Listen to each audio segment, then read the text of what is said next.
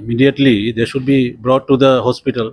Bagdogra hospital সেখানে arrange করা আছে, বাগডোগরা হসপিটালেই তাদের ট্রিটমেন্ট হচ্ছে।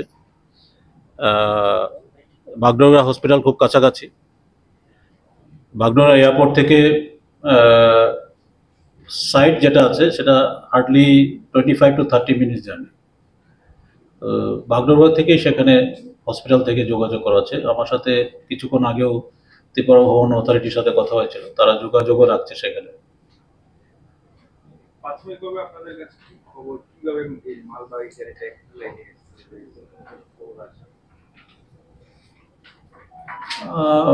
প্রাথমিকভাবে আমি খবর পেয়েছিলাম,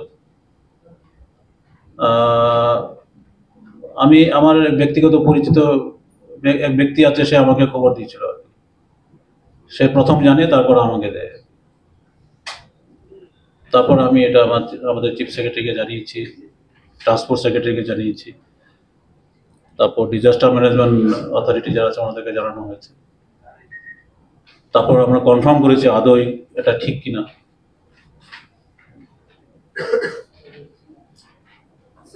আমি যোগাযোগ করেছিলাম তাদের সঙ্গে, যে গুয়াহাটি রেলওয়ে অথরিটির সঙ্গে। ওনারা টেন্টেটিভলি বলেছিল 20 তারিখ, কালকে তো 18, 19, 20। তো দেখা যাক কি হয়। টেন্টেটিভলি তারা 20 তারিখ ঠিক করেছে আর কি, এখনো ফাইনাল হয়নি। ডিটেলস প্রোগ্রাম আজকে আমাকে শেয়ার করার কথা।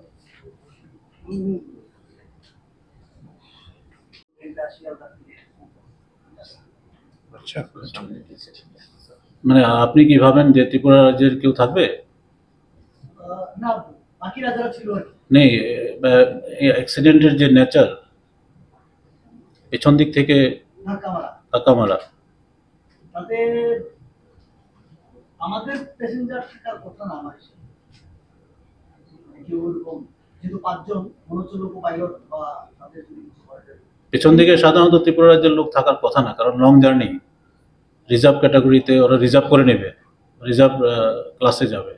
অ্যাকচুয়ালি এখানে বলা আছে, মানে আমি রেলওয়ে অফিসারদের সঙ্গে 5 ওয়াগনস অফ গুডস ট্রেন 5টা, আর 4 কোচেস ইনক্লুডিং 2 ভিপিস। ভিপিস মানে তো পার্সেল না, তার আরেকটা হলো এসএলআর মানে স্লিপার মতো, স্লিপার ডিরেল।